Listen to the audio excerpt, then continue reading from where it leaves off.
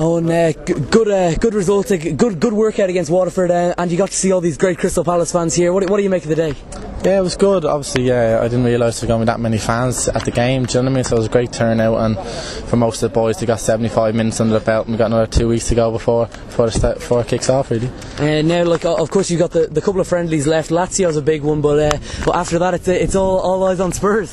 Yeah, that's it. Obviously, all the other games are starting now, so it's a bit strange being 2 weeks behind everybody else.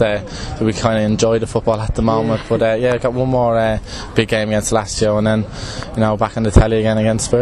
What's it like? The preparation must be entirely different than when you were a Championship team going into the Premier League.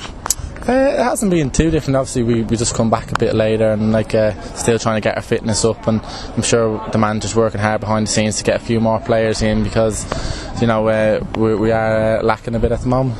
Has the bit longer pre-season that you got, obviously you had the playoff final, which gave you a little less time, but it must be good to get that bit more pre-season in.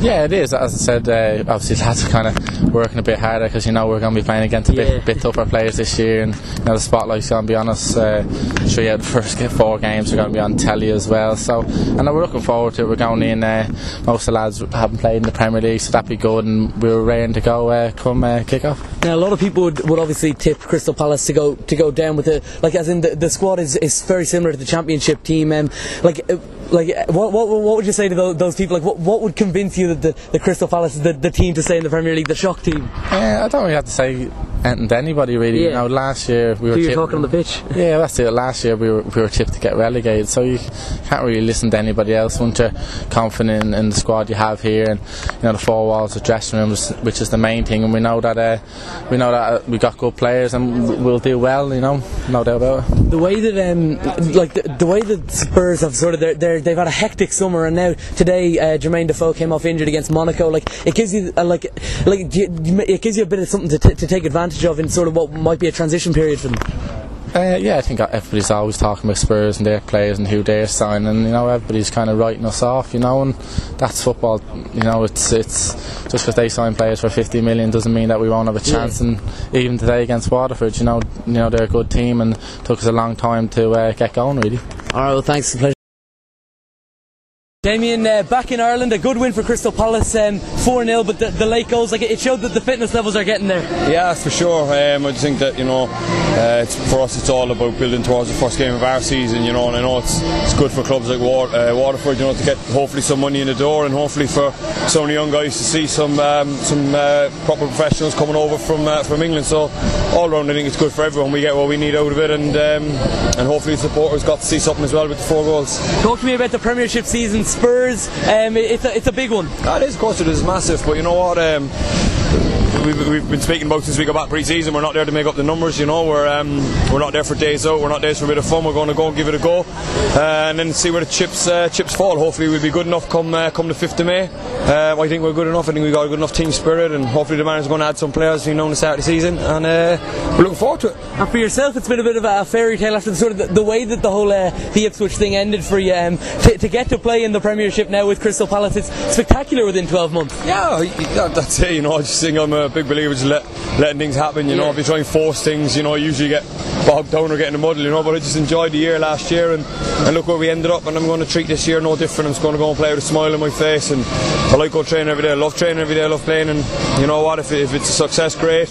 But it won't be for the want to try, and if it's not, And as a defender yourself, you probably heard that Jermaine Defoe came off injured today in the Spurs friendly against Monaco, and there's obviously the whole situation it's taken up the whole summer, the Gareth Bale situation. So could you maybe take advantage of those sort of shortages for Spurs? I didn't know Jermaine Defoe came off injured. To be honest, I think Spurs wasn't really on my mind. I was only worried about Waterford today and getting my fitness. And Jermaine Defoe went off injured. I'm sure Spurs have got enough replacements, and they've got enough people to fill his boots. I'm not really pushed about Gareth Bale. If he stays, great. If he doesn't, then good luck to him. But I'm just worried about Crystal Palace and our first game of the season, and you know what, the other 37 that follow it as well. And finally, could I just ask you, as a Crystal Palace player, a lot of the pundits would tip you to go down. Of course, you'd know that, but how tough it must be easier to deal with expectations when they're a bit lower than like usual? Listen, man, people tip you all the time. I think last year people were tipping us to get relegated in the Championship. You know what I mean? So people can make tips all they want. So Crystal Palace are going to finish fourth in the Premier League. Well, you know, mate, I won't say fourth, but you know what, man? People make predictions on what they think, and we don't listen to that. If anything, we use it to our advantage, and we just think, okay, nobody expects that of us, then so be it. We'll just get on and enjoy our season. Let the experts say what they want to say. We'll see where the chips fall on the 5th of May. Oh, thank you so much.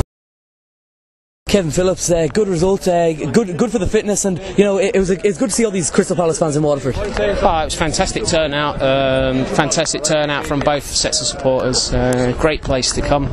And yeah, it was a good fitness workout, and all credit to your guys for playing last night as well and putting in a good performance tonight. It was going to be tough for them, but it was a good workout for both teams, and you know, it was a good result. How have you enjoyed the Waterford experience? Yeah, I've enjoyed it. Been to Ireland a few times, been invited over through Big Niall Quinn before, and I've always enjoyed my times here, and they're always very welcoming people, and you know, it's a pleasure to come in. I look forward to coming back. Now, talk to me about the Premiership season. Spurs, it's been they've had probably the biggest summer in their history with the Gareth Bale thing, and now today Jermaine Defoe's come off injured against Monaco. Like, do you hope to maybe take advantage of what's been a crazy summer for them? Well, I hope Gareth Bale goes.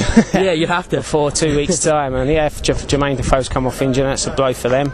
I know Vertonghen's injured as well, so but you know, they've still got a quality squad. But we've still got 2 weeks to press on. We've still got 2 weeks of fitness. We've got a great game on Saturday against Lazio at home, so that'll be our final warm-up game, and then we'll look forward to the Spurs game, and it's where everyone wants to play. And I've played there many times before, and it's a fantastic experience, and I'm looking forward to going back. And if I could talk to you, you know, like you've at the end of the season, you were talking about, you know, how you would have accepted if that was your last game that you played for Crystal Palace. How excited were you when Ian gave the call? He said, all right, we have a contract off for you. I was delighted.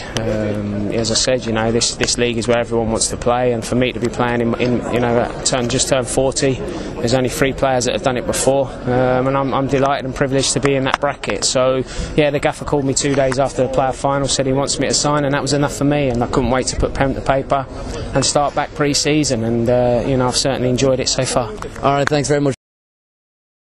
Ian Holloway, good result, good to come out to Waterford and see all these fans. What do you make of the whole day in general? It was a fitness exercise for us, but it's much better than that. We've made some friends and met some wonderful people, and you know, some of my young lads have played for us for the first time as well as my senior one. So you know, it's an honour for us to be here. Wonderful people. You've still got a couple of friendlies to go. The big one with Lazio, but then it's all down to the Premier League. Spurs first game, massive game. Yeah, I can't really get too excited about it at the moment. We've got a lot to do and got a lot of players to sign, so hopefully we can bolster the squad. The lads have been fantastic for me. They work their socks off, and you know, I'm going to bring in about 3 or 4 more players to maybe even more than that to help us. The way the Spurs situation is, where you know you've got obviously the story that's been haranguing the whole summer in the transfer window, do you hope to maybe take advantage of what's going to be a transition period for Tottenham Hotspur? I don't think it's transition. I think they've already signed some 3 fantastic players. Bale has been such an instrumental part of their team last year. Yeah, but they're building a better squad. Yeah. So you know, sometimes you lose your star player, and you'll, as a manager, you'll get a chance to add 3 or 4 players that might make you overall stronger. But look, Gareth's a fantastic player. They'll decide whether he stays or goes, and you know, at the end of the day, if they get 90 odd million back in and Modric, I'm sure there'll be a strong unit. You mentioned, you know, the 90 million. What do you make? It's a ridiculous fee to be paying for a player who's like he's only really proven himself with this spectacular season last year. You know, the fact of the matter is he's had a fantastic season, and everybody around the world will. Was it a £90 million season? How can you quantify any money these days with that the obscene amount of money that Sky have bought these rights for? So you know, it's a crazy world of football where you've got countries going bust, and in football, you know, people are getting richer and richer and richer. So until they actually make some rules that make sense, players will be touted all around the world. They'll get masses and masses amounts of money, and the rest of us will look at them and think, good gracious me, what's going on? But you know, you can't blame Gareth, you can't blame anybody who wants to buy him, but until there's rules put in that you can't spend certain amounts, or you can only spend certain amounts, it's going to keep escalating, I'm afraid. Alright, well, thanks very much. It's a pleasure.